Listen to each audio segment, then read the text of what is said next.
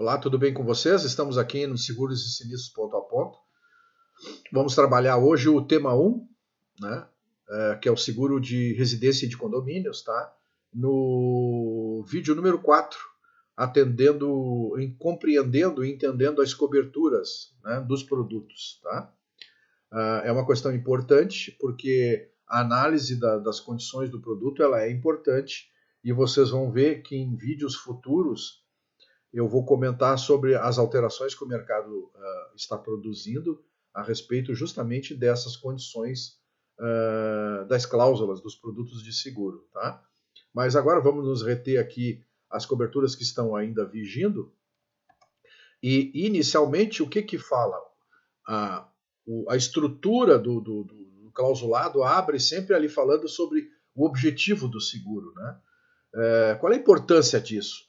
A importância é grande porque a seguradora está informando nesse conjunto de parágrafos, em seguro residencial ou de condomínio, o que ela pretende com aquele produto cobrir, porque não é tudo, né? Em seguro residencial nós sabemos que existem 4 classes de construção, né? Construção superior, construção sólida, construção mista e construção inferior, que é toda de madeira, por exemplo, né? A seguradora ali já vai estar dizendo se atende essas 4 classes ou só parte dela, né? E há muitos produtos de seguro que não atendem as 4 classes, tá? A outra questão também que é muito importante nos objetivos de seguro, tá? É a definição da forma com que é feita a ocupação no imóvel, também é. Mas basicamente é essa descrição do que ela deseja dar de cobertura, quais tipos de residência, né? Às vezes até ela identifica ali questões envolvendo, por exemplo, a idade dos bens, tá? Aí nesse caso, por exemplo, quando se fala na idade dos bens, quase sempre existe um questionário de avaliação no momento em que se faz a cotação, onde pergunta a idade do bem, né? Porque há seguradores que bens acima de 40 anos de idade de construção não tem aceitação, né? Então a gente tem que ter esse cuidado. Por isso que o objetivo do seguro deve ser entendido, tá? Repetindo, nem tudo que é seguro residencial, num produto de seguro que a seguradora apresenta, cobre, tá? E a outra questão que é interessante, qual é a utilidade do glossário, né? A impressão que se tem assim é que o glossário foi feito, claro que a ideia era passar para os clientes, né? Os clientes, quando lessem o produto, que a gente sabe que a maioria não lê as condições, porque ele praticamente passa pelo entendimento de que o corretor é que tem a obrigação de conhecer o produto e vender aquilo que é necessário para ele, né? Mas esses glossários são muito importantes porque trazem definições, né, que nós muitas vezes precisamos ou necessitamos até para construir algum texto, né, alguma coisa buscando algum esclarecimento da seguradora, ou às vezes o próprio cliente nos busca, né, para tirar dúvidas, tá?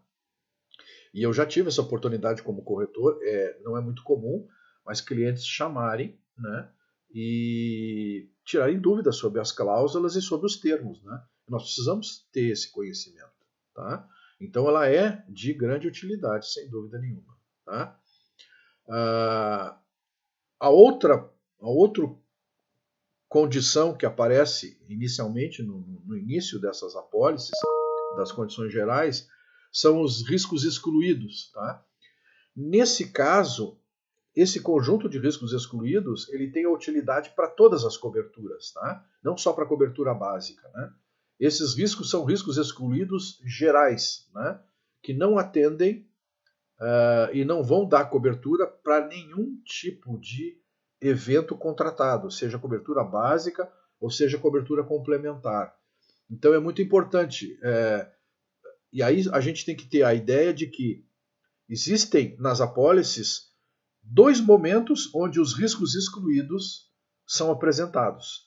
Primeiro, os gerais, que são bem no início, e depois, se a gente ingressar para dentro da cobertura, por exemplo, dano elétrico, nós vamos ter lá riscos excluídos de novo, tá? E além dos riscos excluídos, a gente tem os prejuízos não indenizáveis.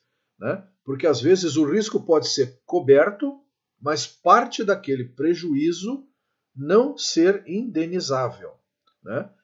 Aí nós temos que olhar os riscos excluídos e os prejuízos não indenizáveis da cláusula, tá?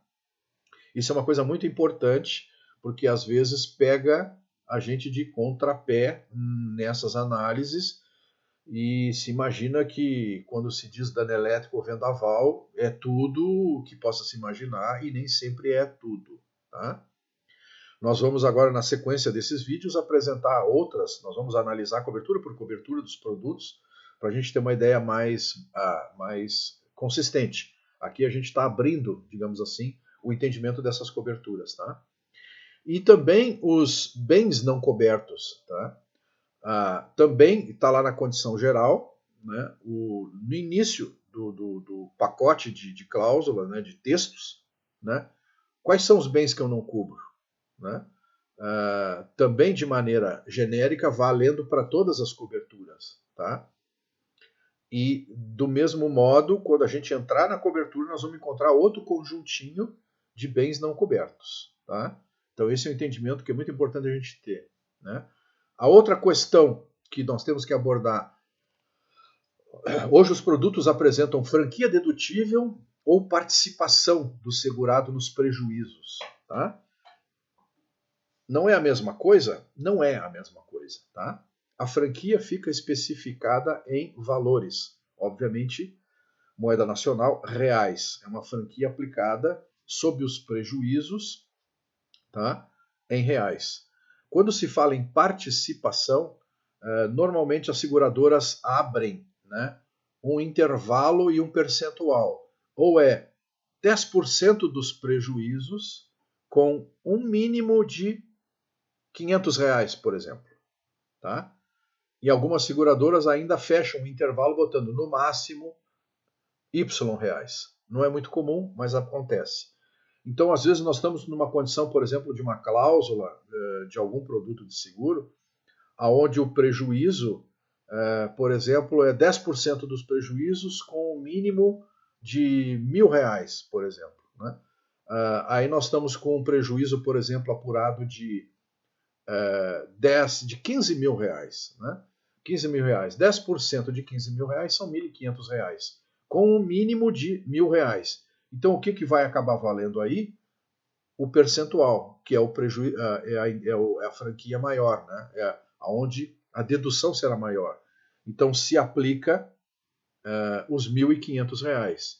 Agora, por exemplo, se nós tivermos um caso diferente, 10% dos prejuízos com mínimo de 1.000 e eu tenho R$ 5.000 de prejuízo, tá? 10% de 5.000 são R$ 500. Só que a pólice está me dizendo o mínimo é 1.000. Então eu vou ter que, a seguradora vai deduzir dos prejuízos dele R$ 1.000. Tá? Então, por isso que eu digo, não é a mesma coisa. Franquia, dedutível ou participação do segurado não é a mesma coisa. Tá? E via de regra, o segurado não olha para isso. Ele olha só para o númerozinho. É R$ 500, é R$ 1.000. E às vezes o percentual acaba trazendo uma surpresa em sinistros de maior porte. Tá? Vamos dar a sequência aqui, vamos ver o que nós temos mais adiante aqui. Pagamento e fracionamento de prêmio, né? Isso parece uma coisa assim muito pueril a gente está falando, né? Mas os pagamentos de prêmio, vocês sabem todas as modalidades de pagamento de prêmio que tem, né? Fracionamento, a mesma coisa. A questão está aí quando há o atraso no pagamento. É isso que eu quero trazer para vocês. Porque aí existe hoje uma tabela, né, de agravamento, né, onde se o cliente atrasa o pagamento de uma parcela, nós temos que olhar para a parcela e ver essa parcela aqui está complementando quanto por cento do prêmio, né? Ela está complementando 30% do prêmio. Aí nós temos que entrar na tabela e olhar lá quanto de vigência se dá a garantia, né? Porque o grande problema aí é quando os fracionamentos são em número grande de parcelas. Por exemplo, 10 parcelas. Não vou nem falar em 12, vou falar em 10. Né? Normalmente, se o segurado pagar a primeira parcela ou pagar a segunda parcela, ele praticamente, né, na medida em que ele atrasar um dia o pagamento da segunda ou da terceira parcela, se nós olharmos o percentual, né, pagou 3 parcelas, pagou 30% do prêmio. Se nós olharmos na tabela, nós vamos ver que o percentual de vigência é menor que 30%. Né? E às vezes já significa que ele não tem mais vigência, não tem mais, perdão, não tem mais cobertura. Tá? A cobertura está interrompida. Tá? Então, temos que ter muito cuidado e alertar para os clientes a condição. Né? Por isso que às vezes um número menor de parcelas, tá, dá uma segurança maior para a garantia de vigência dessa pólice, tá? De permanência de cobertura dessa pólice. Porque se em 4 vezes é feita, por exemplo, o cliente está com 2 parcelas pagas, ele está com 50% do prêmio pago em 60 dias, 70 dias, né? 80 dias. E nós vamos olhar lá, ainda existe vigência. Né? Então, se ajusta a próxima parcela com algum adicional financeiro, quando a seguradora apresenta, né? Mas o cliente não perde a cobertura. Por isso que é muito importante o controle dessas vigências por parte do corretor, principalmente quando o número de parcelas for elevado. Tá? Aí está a grande importância disso. Tá? Os sinistros, eu não vou trabalhar aqui com vocês nos sinistros, porque nos temas 6 ao tema 10, tá, eu abordo os sinistros envolvendo produtos residencial, condomínio e empresarial, por exemplo. Tá? E as coberturas também de cada um. Então, eu recomendo a vocês a olharem os vídeos do tema 6 ao tema 10, que são os vídeos com o fundo de tela vermelho, onde ali eu abordo a parte de sinistros. Tá? E concluindo, falando aqui da cobertura básica, né? Usualmente a cobertura básica é incêndio, queda de raio e explosão de qualquer natureza. Né? Então aqui a explosão não é só de gás, como tinha antigamente. Né? A explosão é de qualquer natureza. Tá? Pode ser por um vaso de pressão, pode ser por uma caldeira, pode ser por um outro tipo de produto.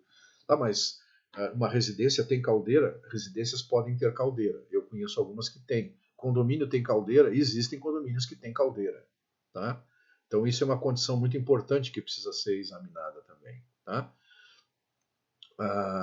E a queda de raio, o grande problema da cobertura de queda de raio é que a descarga atmosférica tem que atingir o local do sinistro e deixar vestígios inequívocos da sua queda. Né? Esse é o grande problema da cobertura de queda de raio. Os vestígios têm que ser inequívocos e dentro do local do risco. Tá? Dentro da área de sinistros, nós vamos abordar essa questão com cuidado, mais cuidado, e inclusive com imagens para vocês terem uma noção do significado de vestígio inequívoco. Tá? Toda descarga atmosférica, seja ela primária ou secundária, deixa vestígios inequívocos da sua presença naquele momento ali. Tá? Só o ruído ou só o clarão mostra a presença do raio, mas não fala, né? Não indica a cobertura, o ingresso desse evento na cobertura básica. Tá? E existem algumas coberturas adicionais que há seguradoras que colocam hoje, por exemplo, o risco de fumaça dentro da cobertura básica. Tá? Outras seguradoras tiram a fumaça. Parece assim muito pueril, não por fumaça, mas existem riscos onde o dano por fumaça é muito importante. Tá? Principalmente onde se trabalha com algum tipo de produto, né, como por exemplo trabalhando com óleo diesel, né, em caldeiras ou geradores, né, que podem ter em residências e em condomínios. Tá? Então existem algumas coberturas adicionais que estão ali impostas, colocadas, e outras seguradoras tiram essas coberturas adicionais e colocam ela como complementares, aí então o segurado, através do corretor, precisa contratá-las. Tá?